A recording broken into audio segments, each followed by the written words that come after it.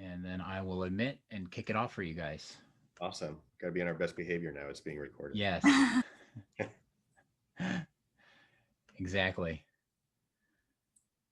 All right. Well, hey everyone, thanks for joining.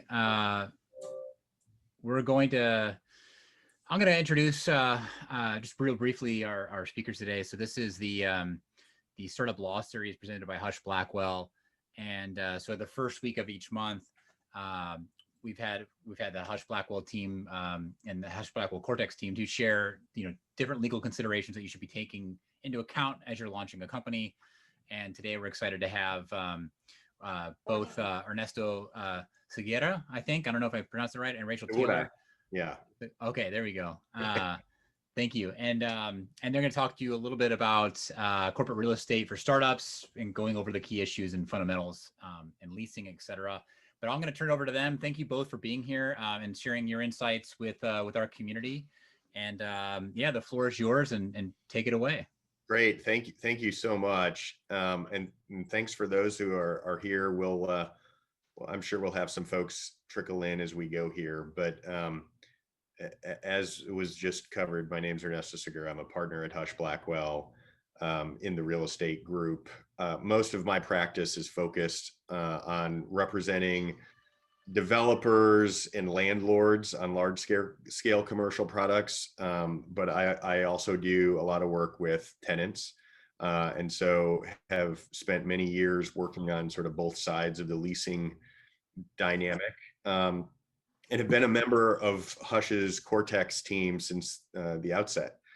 We've had an office in the 4240 building for several years now, and are really proud of our engagement with the Cortex community. So have been to a number of venture cafes in person. Happy to be presenting virtually today. So that's a little bit about me. Rachel is one of our rising stars in our associate rank. So I'll let her introduce herself. Great, thanks, Ernesto. So yes, I am an associate at Hush Blackwell and also do a good bit of real estate, corporate real estate leasing. So looking forward to having a fun and hopefully informative discussion today about some of the issues that we think are important for startup tenants to consider in looking for their space and negotiating their lease. So before we dive right into it, just an overview of the topics that we plan to cover in our PowerPoint. First, we're going to talk about some of the general considerations that tenants should keep in mind when doing their lease negotiation, and particularly tenants in the startup space. And then we're going to walk through some of the options for space in today's market. The traditional office space will be the focus today, but we are going to touch on some other options out there. And then we're going to take a deeper dive into some of the key issues in a commercial lease and talk about the considerations at play when negotiating with a landlord for space. And then at the end of the presentation, we will talk a little bit about COVID-19, some trends that we've seen in the market right now for tenants. And then after that conversation, we will, I think, have some time for questions. So we'll be able to address anything in the presentation that might be of interest, or talk more generally about what's going on with corporate real estate right now. Yeah, and I would just add, as we move into the presentation here, we've tried to pack a lot of information here so that hopefully you can get some good notes for wherever you may be in this whole process. Or, if you're going to be in the process of negotiating a lease down the road.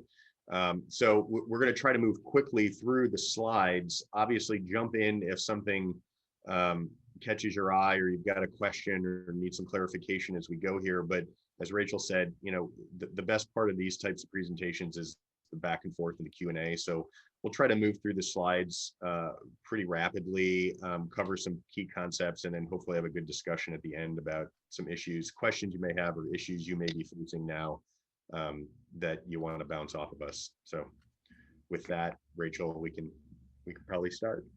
Okay. So starting off, some of the general considerations at play here, starting with location. You always hear location, location, location, right? And so for retail businesses, location is pretty critical.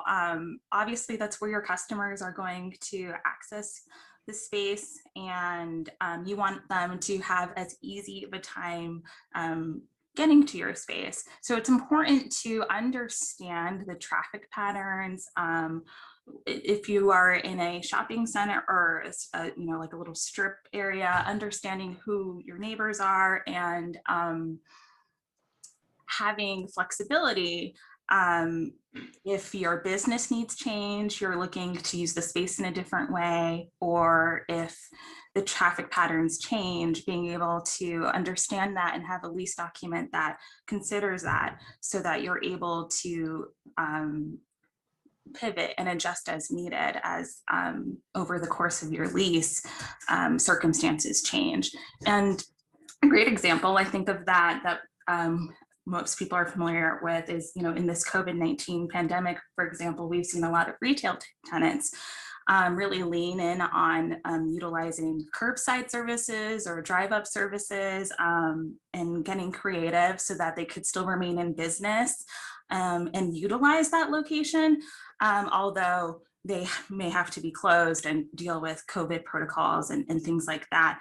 And so, for those tenants who were thoughtful about that in negotiating their lease document, and also and considering, how am I using parking? What rights do I have to the space? That's been really great for them and kind of been the lifeblood of what's gotten them through this very, very long year we've had. So it's a great example of, having to pivot because of a changed business need and understanding your space. For service businesses, location is less critical, right? Because it's not your storefront, but it's a large part of recruitment, a lot of times for employees. So understanding what types of amenities and conveniences you're relying on, and making sure that your landlord is going to meet those obligations over the course of the lease, so that that remains an attractive part of your recruitment efforts, is great as well.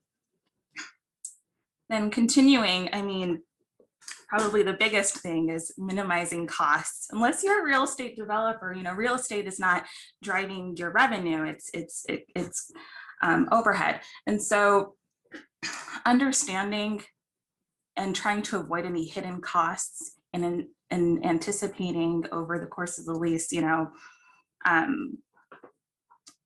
what types of costs or budgeting you need to do is important. And along with that, maintaining flexibility. I think particularly true for startup tenants, you may grow or contract over the course of your lease, and being able to have the ability to say, hey, I need more space. And having thought about that at the beginning of assigning your lease document is a really great place to be, instead of later on to be busting at the seams and then going in the marketplace and trying to find an option. And the same is true for contraction. So that's something to keep in mind.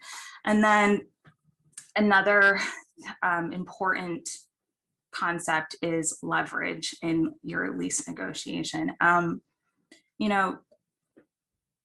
Financial and business history is really important to the landlord, and it's going to drive how many accommodations they're willing to give you and the negotiating process. So you have to keep that in mind and know that, and as we go throughout the presentation, we're kind of going to talk about your wish list of things you're going to ask for. You may not get all those things, right? And you may have to just focus on the really key points of your business because of the lack of financial or business history that you have when negotiating with a landlord. But we believe knowledge is power, and being able to be informed and knowing what decision is right, knowing what's out there is going to be helpful to you. Ernesto? Yeah, no, I mean, we're using the word flexibility in multiple locations here because that's an important part of all of this is, adaptability, flexibility, being able to understand where you're at today may be different than where you're at 2 years from now. And especially in the startup space or for entrepreneurs generally, there's so much variability from day to day sometimes in what your needs are. You are in the meeting now. There are 19 participants in the meeting. This meeting is being recorded. And welcome to the meeting. Maybe we can make sure everybody's muted. But all I would say is that we're gonna talk through a lot of things, as Rachel just noted, and you're gonna have a wish list of what you can get, but also sort of being strategic and understanding you're likely not going to get all of these things addressed in a lease, and so trying to prioritize what's important to you.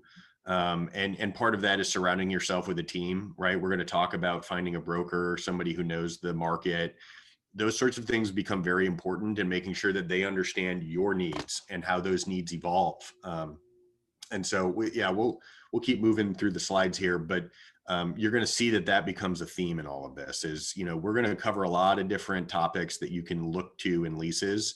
But you got to understand from the outset, you're going to be at a disadvantage more likely than not in how you approach these negotiations with the landlord, because they likely have, people interested in the space. And if they're going to pick you, you're going to have to understand that you may not have as much leverage for a small lease that you would if you were taking multiple floors in a large office building downtown.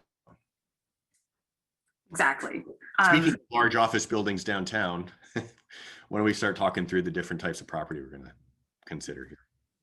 Definitely.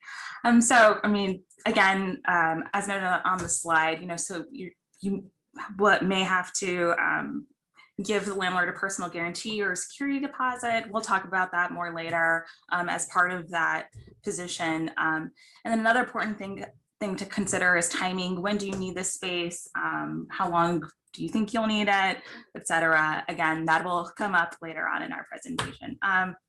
So types of property, I mean, today we're going to focus on office space. There's traditional office space, and there's also executive suite space or innovation community space, which tend to be really great for startup companies. And then additionally, there are industrial or warehouse spaces, ground, which is like a ground lease, and then there's also retail leasing. And those all have their different intricacies and different concepts that are worth going over, which we will not really be getting into in this presentation, but just want to throw that out there that those require different set of priorities to consider. So starting with executive suite space, these tend to be smaller spaces. They're limited to office use only, so you're not able to do any sort of manufacturing or production of product. And what's great about them is that they offer shorter term leases. Landlord is not going to do a traditional landlord's not going to give you a 6-month lease, but if you need a couple of offices in a location with a nice conference room and amenities, these offer that option to you. They have lobbies, reception areas, and you're able to use common areas. And so are your neighbors, so you'll see other people in the space, and there can be a collaborative aspect to that. And typically, again, these are shorter term and relatively lower cost. You're not going to have to furnish the space or get equipment or move that in. And they can also provide office staff who can schedule conference room meetings for you and handle your mail. Think of like a WeWork or Regis, those types of arrangements. This is the model that they're utilizing, and the cost and convenience are really attractive, along with the flexibility.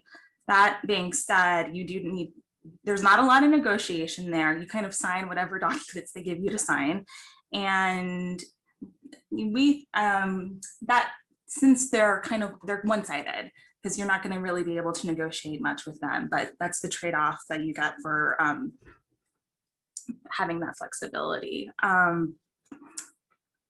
And generally the shorter term too, right? So Yeah. because it's a shorter term, the landlord understands that there's going to be a transient nature to the tenants that they have using this space.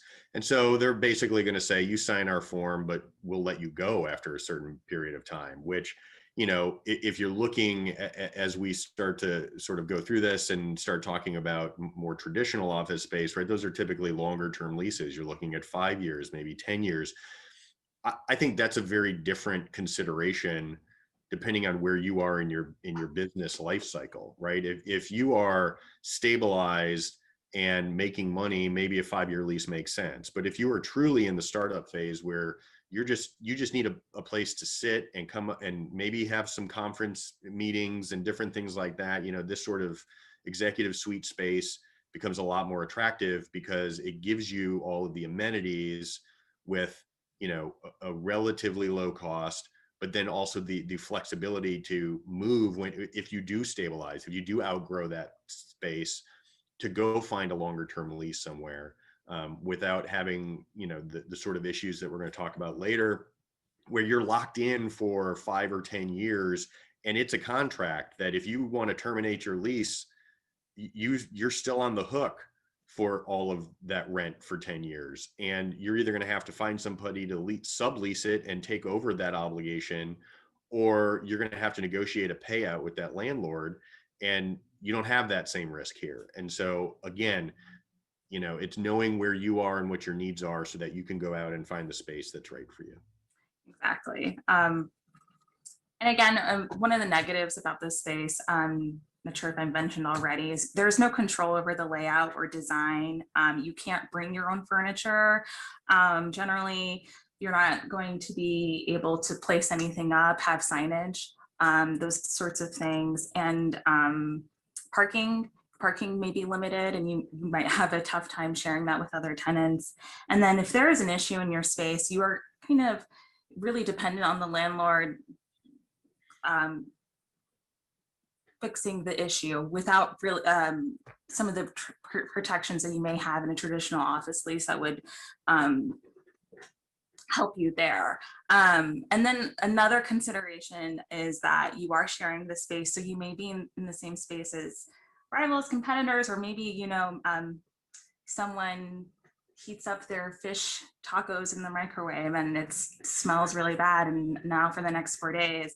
The burnt popcorn, the burnt microwave popcorn. Yeah. Yes. Exactly. How dare you impugn the integrity of fish tacos though, Rachel? Come on. I mean, you know, they're great. I think not in the microwave though, maybe. You're probably right. Reheated, not so much. So moving along to innovation community space, which I mean, perfect example being Cortex is one of those spaces. And what's great about these spaces is that their focus is for startup companies. So they understand the position that you're in with the limited maybe financial history or versus a traditional office landlord. So they're going to be accommodating of that reality. They also are pretty flexible, so they can offer per person pricing to access the space. They provide great, again, amenities, pretty similar to what is offered in the executive suite space, but again, more tailored to the startup tenant, because the focus is on creating an environment that is that facilitates growth of those types of businesses, and it can offer you shorter lease terms. So again, you know, you can often do like a 2 to 3 year type arrangement, or even shorter. And again, because they understand the nature of technology businesses, they are probably more sensitive to the security issues that may arise with proprietary information or data.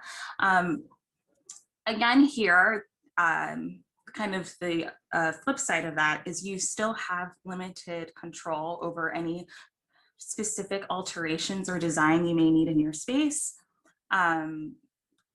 and you're sharing space with other tenants, and so you're maybe have limited access to a conference room if someone is utilizing those facilities. And same issue with parking can arise in these spaces as well. So again, a great option, great flexibility there, but more limited if you are needing more specific type of improvements or alterations to your space before going in. So into the meat of our conversation, commercial leasing. Have this great scene from The Office where Michael is negotiating the sale of his business, Michael Scott Paper Company, right? And he rejects the first offer that he gets. For commercial leasing, I mean, what we want to impress upon you is that it's great time to negotiate. Have a discussion with your landlord. This is not your college lease. There is some flexibility, some movement. Again, not a lot, but it's important that you read and understand what you're signing up for. Because as Ernesto has indicated, you know, it's once you've signed up, you're in it for the long haul. Yeah, I mean, this is similar, you know, and we've done presentations on sort of the corporate side, the IP side. You know, this is a business. You're running a business, and you know that business is going to interface in multiple facets through contracts, and leases are a contract, and there are penalties if you break those contracts, whether it's a corporate contract with an investor, whether it's an IP, you know, non-disclosure type agreement or licensing agreement, whether it's a lease. And so these are not, you know, we mentioned sometimes if you're just going to take a space for a short term and just sign the form lease that's put out there, that's going to be closer to your old college lease where you're signing up for a semester or two, and then you're going to be able to walk away from it. But if we're talking about a longer term lease, if we're talking about a commercially standard lease, it's an important thing to understand. It's an important thing to read. It's an important thing to try and find answers to your questions. There's plenty of resources out there, but you know, it's about trying to understand that what you put on paper actually matters. And, you know, the front end of that whole process is understanding the basic business terms of the lease. So before you even get to a 20, 50, 100-page lease, which is, you know, God forbid you get a 100-page lease. But, you know, before you do that, you're going to start with this letter of intent, right? And that's basically it. Sometimes LOIs are as simple as an email where you just confirm the basic details of the business arrangement, right? I'm going to lease the space for 5 years. I'm going to pay you X amount of rent per month in the first year. That goes up by 3% in the second year. And then, you know, where you just basically lay all of that out. That's sort of, you know, the fundamental first step in any of this stuff is understanding what the business terms are and getting it down. And they're typically non-binding, which is important to know. But at the same point, you don't want to find yourself in a situation where as you get into the negotiations, you're realizing that you agreed to something in your non-binding LOI that you don't want in the lease, because there's no better way to undercut your negotiating position with a landlord than if you are suddenly horse trading on things that you had previously agreed to. So while they are non-binding, they are often worth a lot in the negotiations, particularly if you can do a good job of negotiating up front and getting the landlord to put some things in the LOI. You know, that will continue to give you that leverage on that point, even if they later realize, you know, they don't want to be seen as somebody who goes against what they're putting in an LOI either. Yeah, I mean, I co-sign 100% everything that Ernesto has just said. They, you know, are an important piece of the negotiation process. And, you know, this might be the point, you know, where you have your broker can really help you and advise you on what's market. And getting them to understand what's really critical for your business, your specific uses and needs, so that you can have those conversations at the mindset instead of realizing, you know, halfway through lease negotiations after you've sunk a lot more time and money, this isn't going to work for us because we must, like, this is make it or break it for our team. And this is really where real estate brokers live, is they live in the LOI negotiation phase, right? And as lawyers, we, you know, sometimes, especially in the commercial leasing world, you know, you deal with the broker, they get the LOI signed up, then you bring in the attorney, because nobody wants to be paying attorneys if they don't have to be, right? But what we always say is you are better off getting as many eyes on that LOI as you can. And so if you have an attorney, that getting them a look at that LOI is super critical if you want to make sure that you're hitting the right issues, right? So we can talk through a bunch of the issues, and we will here as we go here, but you know, the security, right? So if you're starting to think about what landlord is looking for security, right? Sometimes they're looking for guarantees, right? And security, we should say, we're talking about financial security, not necessarily physical, or, you know, what your information governance policies might be. Those are important for your business, but that's not a real estate issue. What we're talking about here is financial security that the landlord's going to look for, security deposits, personal guarantees, right? To make sure that if you walk away from this, they have somebody's pocket that they can reach into to be made whole for all of the rent that's due for the term. So, you know, personal guarantees are typically for longer term leases, and something that, you know, you may not be faced with, but you're definitely probably going to see security deposits at a minimum, right? And so 1-2 months rent is probably you know, a market standard security deposit. You can have it burn off, right? If you're in the space for a long enough period of time, you'll have the option of having that applied to a month's rent or something, or given back to you at the end of the term, so that, you know, you prepay basically upfront your last month's rent, something along those lines. These are not, I'm assuming if any of you have been in residential leases, these concepts are not foreign to you, but you'd be surprised how many times issues with this sort of stuff spring up in the LOI phase, right? Because they just say 1 month's rent is the deposit, and that's what is in the LOI. Well, then you get into the lease negotiation phase, and then you're saying, well, do you get to keep that at the end of the term? Does that come back to me? And you can hash that out, but you're also probably in a better position if you start thinking through some of those things and putting that into the LOI up front, so that you really have clarity around all of these points. And it's not just the superficial, you know, the broker just knows there needs to be a security deposit. They know that the landlord typically only asks for 1 month. Okay, but is that good enough for you? Or is this a point that's important to you that you want to make sure you're going to get that money back at the end, or that it can go away after a certain period of time? And, you know, you're starting to see now the balance between doing the work up front and trying to lay the groundwork so that as you negotiate, everything is clear and understood. And then you don't have the problem of the parties getting into arguments, you know, deep into the negotiations, which just makes it more complex to try and get these things done in what is usually you know, a rushed period. You don't want to be dragging out lease negotiations for months. It sort of defeats the purpose of being able to get into the space that you need. Definitely. So Ernesto has mentioned security deposits. So just really briefly, again, expect 1 to 2 months rent. A lot of startup tenants try to get a burn down of that amount because it's just capital that's, you know, being tied up for an extended period of time. So you want to do that burn down concept if you can, and try to move away from credit worthiness based off of earnings or profits, because that might change. Market might change, and then you're not going to have access to maybe that burn down amount that you were anticipating. So again, maintaining that flexibility is key.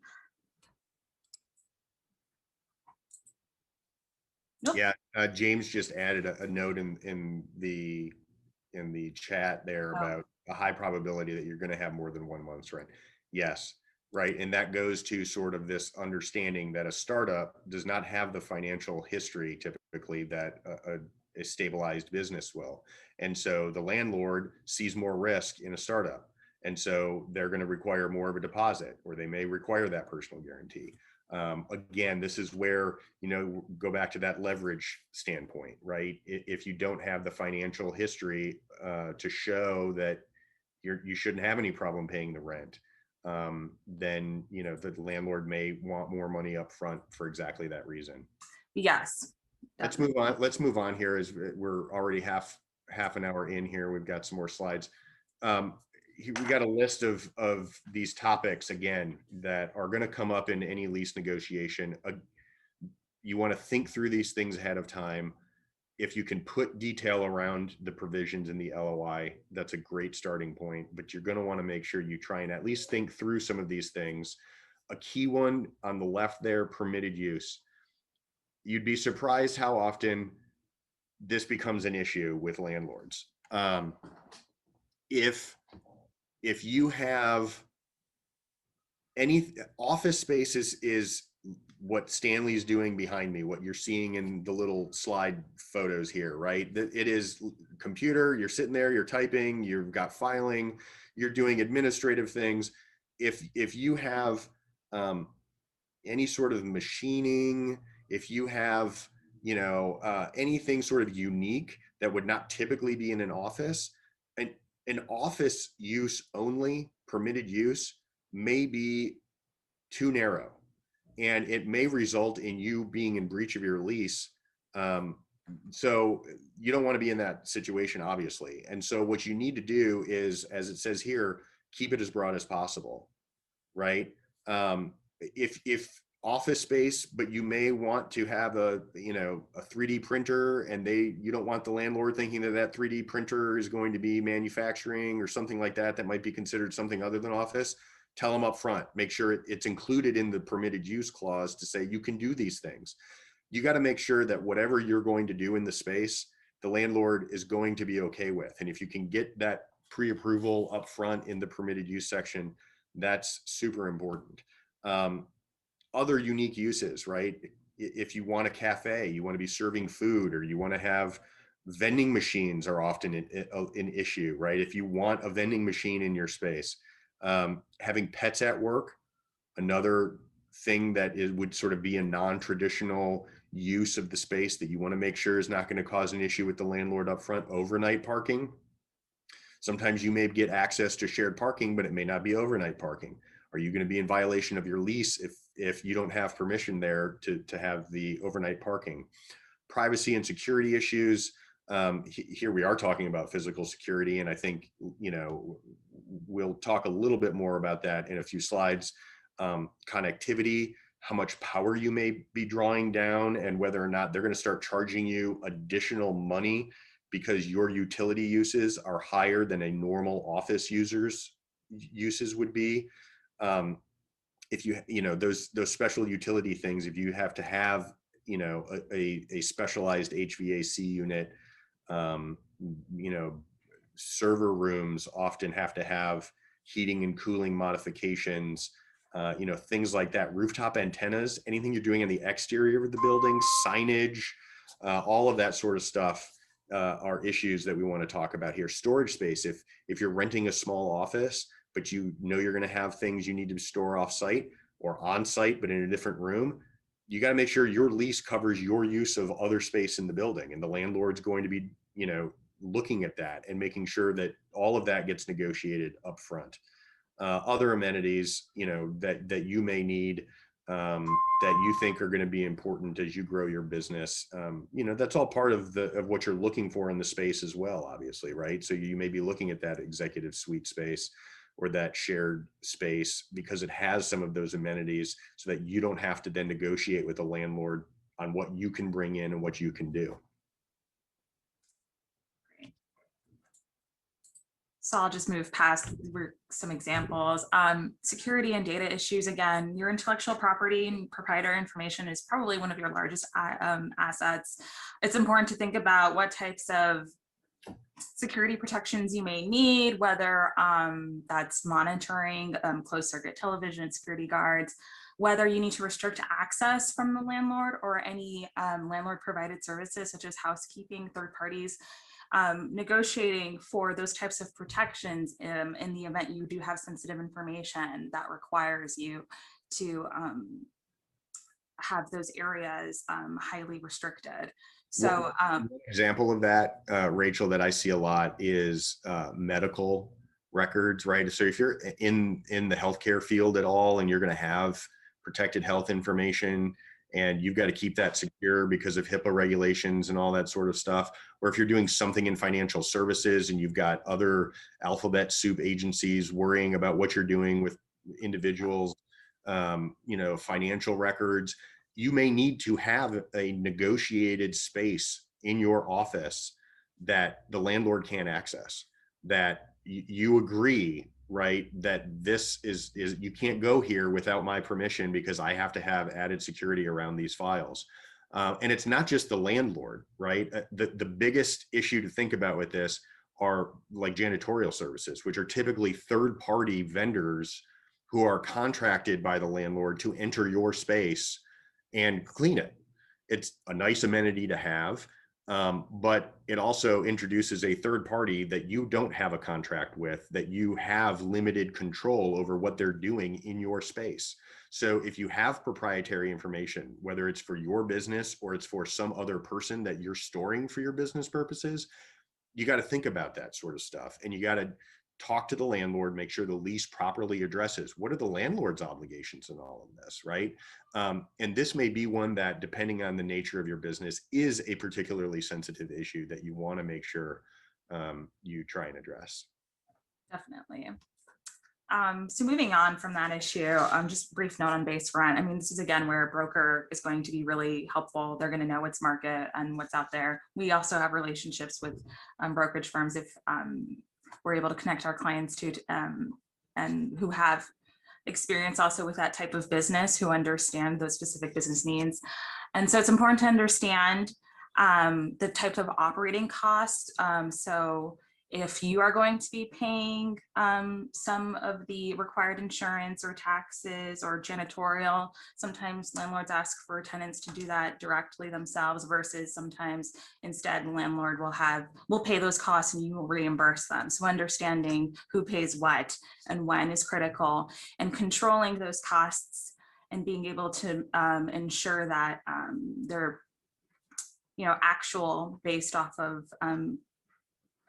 what is actually happening in the building. And you can do that with auditing or capping increases to costs. There's a lot of different strategies. Again, this is another place for understanding the building's operating hours and also how much power and utilities you will need, because that's a component of this.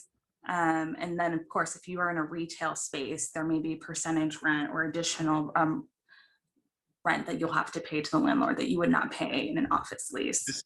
This is where we can really get into the weeds and some real estate nerd talk about base rent, additional rent, percentage rent, triple net lease, modified triple net. There's a lot of lingo that gets thrown around when it comes to the money in a rental, in a lease agreement, right? But most traditionally in an office setting, you're going to pay a base rent, which is your traditional, I'm paying $500 a month, right?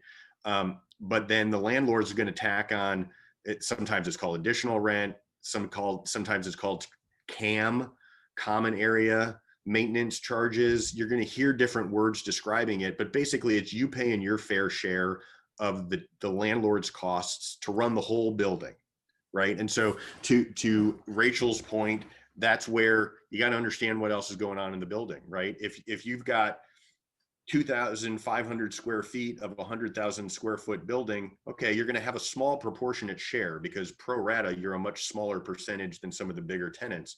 But then you have to make sure that the lease is clear, that you're responsible for your portion of the basic costs.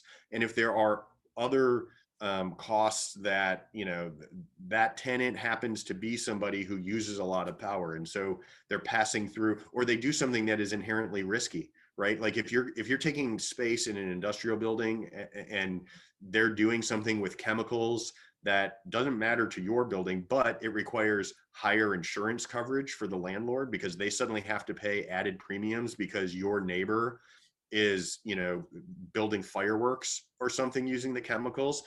I mean, these things happen, and you got to make sure that you're not unfairly being penalized for somebody else increasing the insurance premiums that the landlord is passing through pro rata to all the tenants. So again, this is one where leverage matters a lot too, right? If you are that fireworks tenant who's most of the building, maybe they want you there, they need you there because you're the biggest amount of rent, so you get to negotiate a little bit more on these operating expenses and what gets caught up in those and what doesn't. If startups, it's going to be really tough to have a lot of leverage to say, I don't want to pay for this, I will pay for this, or I'm only going to pay 5% increases in non-controllable operating expenses. That gets really hard to do on these entry-level leases. But what you can do is start to try to understand it so that you can be aware of it, right? And you may not get full audit rights, but you usually at least can try and get from a landlord the opportunity to ask for an accounting of why you're paying what you're paying. Show me the money, right? Show me what you spent last year and why my 1.7% pro rata share is the right number. You should usually at least be able to get that and throw up some objections to the landlord to try and say, wait a minute, why are you spending money on this, number one, and then why am I having to pay for it? That wasn't what we agreed to early on. That has never been something. This is a new thing that you're just throwing into the mix here because you want to, right? Landlords get sneaky about this. Sometimes landlords own the building and then they also charge a management fee that they just give to themselves, right? So that's a good example of like, why are you charging a 10% management fee for a building that you also own? I don't need to be paying a share of that 10%. You know, that's above market. And you know, you go knock on the door of the neighbor and say, hey, they're screwing us with this 10% management fee. Let's see if we can get them to bang it down to 5%, right? Those are the sorts of things when it gets into the weeds on the rent that are always going to be important. And you got to try your best to try and understand it, talk to your broker about it, call an attorney to help you walk through that stuff if you don't have it, because those are often really important. And again, bottom line issues for you, right? This is a cost. So you got to make sure you understand what you're spending your money on. Exactly. Oh. So just a brief note, I guess, on alterations and restoration. This is dependent on, the level of specific type of improvements you need to the space. So you just want to make sure that you understand what ability do you have to make alterations to the space? What kind of approvals will you need from the landlord? What's the timing of that? So you understand, like, if you really need to upgrade or make changes to like your server room, like what kind of timing are you looking at? And what kind of costs can the landlord also impose? Sometimes landlords will want you to reimburse them for the time that they spent reviewing any sort of alterations request. So making sure that you have a good idea of that so that you understand what you can do to the space. That's a great point, because it's important on the front end to know what you can do to the space. It's also important on the back end of your lease, because you got to understand whether or not you need to take it back out at the end, right? So if you're going to do anything creative, we'll say, with the space, right?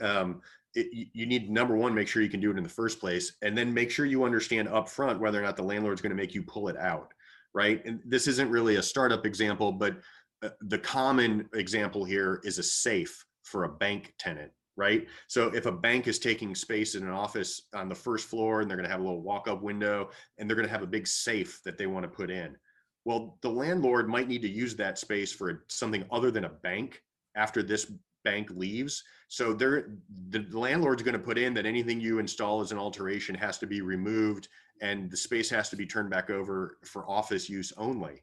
Well, if you're not paying attention to that on the back end, you've got this huge expense to pull out this massive safe because the bank's moving on to a different branch location, right? So that's the example of what you got to think through. You want to blow out a wall on the exterior so you can put in a retractable garage door so that you can like open it up when the 2 weeks of the year that the weather's nice enough to go in and out that way. That's great. But what if they're going to make you rebuild that wall on the back end of the lease, right? That's the sort of stuff you got to be thinking about with alterations and restorations. Always know what you can do, but always know the long-term implications of that. Exactly. And as Ernesto mentioned, usually we like to ask, hey, landlord, when I want to go make that alteration, will you let me know then if I have to take it out later at the end of the lease? That way you have an opportunity to pivot if that's going to be an unreasonable ask for you.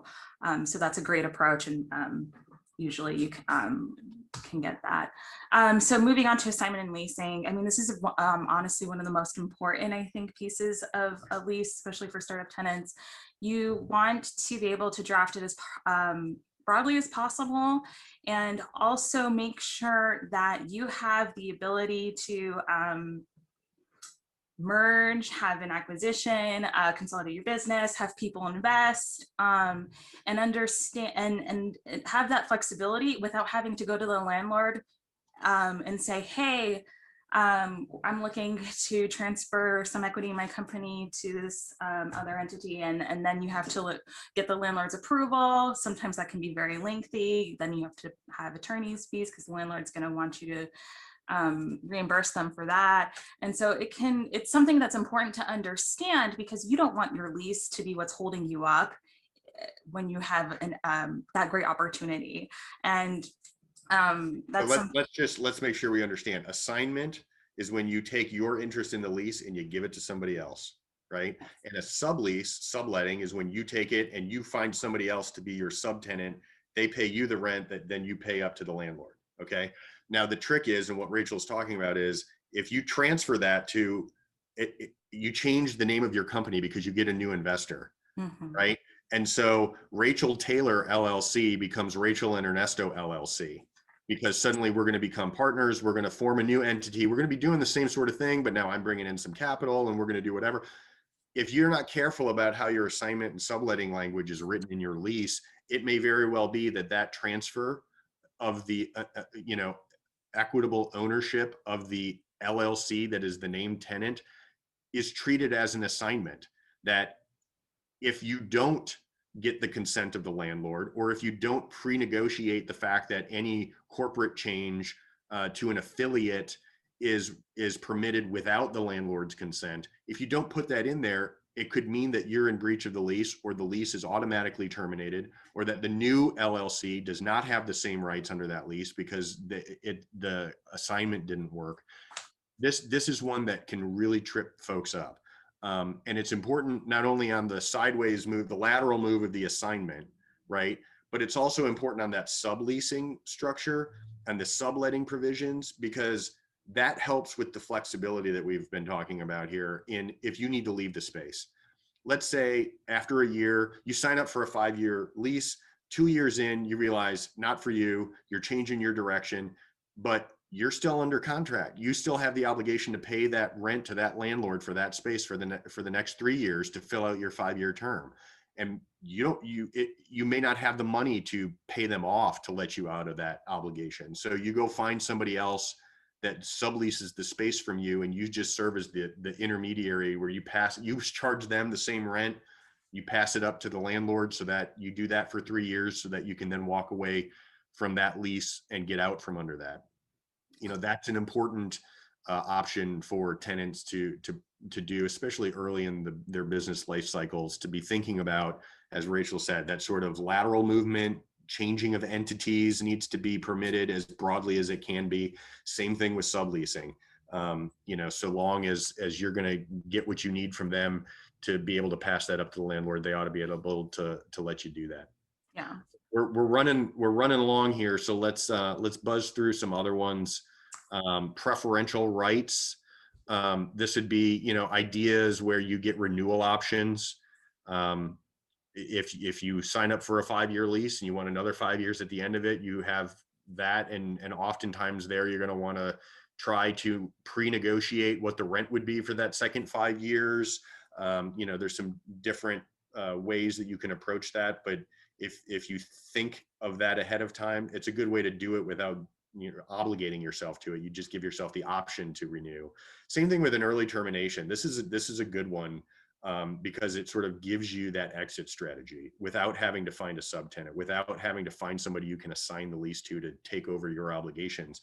You get an early termination option, right? If I'm in the space for 3 years and I'm current on rent, you'll let me walk away with no penalty at the 3-year mark. But if at 3 years we're still going strong, I waive that option and I'll stick it out for the full 5 years. That's something you can pre-negotiate with a landlord. Expansion options, contraction options, rights of first offer on different space in a building, rights of first refusal on neighboring space.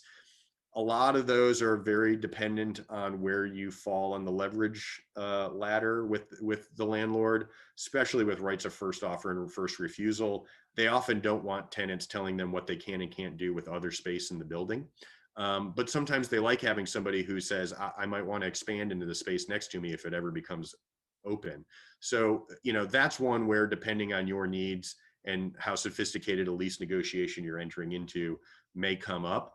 But they all sort of fall into the same idea of trying to give you some flexibility to either grow or shrink, to extend the term, to walk away from the term. There's all these different tools that we can use when we draft a lease. And again, all of these you want to talk about early and get them into the LOI so that it's clear when you go to write the lease, the renewal option is going to be at 95% of the market value for an additional 5 years, right? You put that in the LOI so that there's no confusion when we actually start to draft it.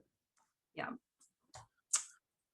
So that's, again, the early termination extension. We kind of covered that. I'll just go ahead. Some special considerations if you are an industrial warehouse, parking, access, fencing. We already kind of talked about retail, some of the unique considerations that you would see there. Yeah, one tricky one with retail is the exclusive use, right? We talked about the permitted use, which is what the landlords let all the tenants do in their particular spaces. Exclusive use, you see a lot in retail. And sometimes you can see it in spaces where there are a wide variety of users, right? So it may be an office where if there's a bank in there, they don't want another financial services tenant in the building. And so you do see exclusive use restrictions sometimes bleed into the office space in that respect. So that's another tricky one to be careful of, to make sure that you're not going into a space where some competitor is negotiating exclusive use, because you might not be able to get into that building. Definitely. And then COVID-19 takeaways. I think we're nearing the end of our presentation. I mean, kind of what we have discussed, flexibility has been and remains super important. Again, I've seen shorter lease terms with stronger renewal rights. So maybe you try to do a 3 to 5 year arrangement if you can, and give yourself the option. Preferential rights, which is what Ernesto just discussed, going over an early termination right if you can get it, has been really great. And then timing issues is kind of understanding that COVID-19 has brought a lot of delays. So if you are getting a new build out in your space, understanding when you need to be there and making sure that the landlord is on the hook to provide you your space. That way you're not left in a situation where you have left your previous space and you have no place to go. Yeah, another important one. I remember seeing a tweet early last year when COVID was really ramping up, and it said, if you don't know the definition of force majeure, you better go look it up, right? Yeah. These force majeure clauses that are sort of boilerplate in a lot of these leases that just say, hey, if the building burns down, you don't have to pay us rent until you're back in the building. And, there's often something in there about casualty or force majeure. Well, now you're seeing landlords going, holy crap, I did not think about a pandemic with local health orders that say I can't have anybody in the building, and how that works. And do I still charge rent to my tenants? Because technically they don't have an out, right? So that's another point where COVID has taught everybody to start thinking about this flexibility, start thinking about these exit strategies. What are the contingencies?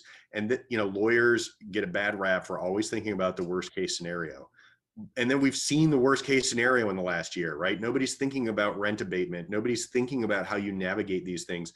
what you have to do when the county's telling you one thing, but maybe a local municipal, St.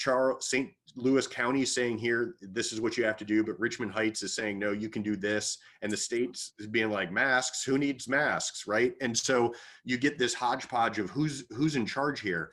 The leases were not designed to cover that. And so you're going to start seeing in leases more and more language around that. And it's not always bad to have it there, but you got to make sure that what you see there makes sense, and that you're not going to be stuck in a space where they're going to be charging you rent despite some sort of act of God or force majeure. And again, goes to all of this. You got to read the terms, you got to understand what's going on. And that can sometimes be a heavy lift. Thank you both for coming on today to talk about this topic, and thanks everybody for coming. So yeah, if you have further questions, make sure I'll leave the screen up here for a minute so you can jot that down and follow up afterwards. So thanks again, everybody, for your time, and we'll see you next time.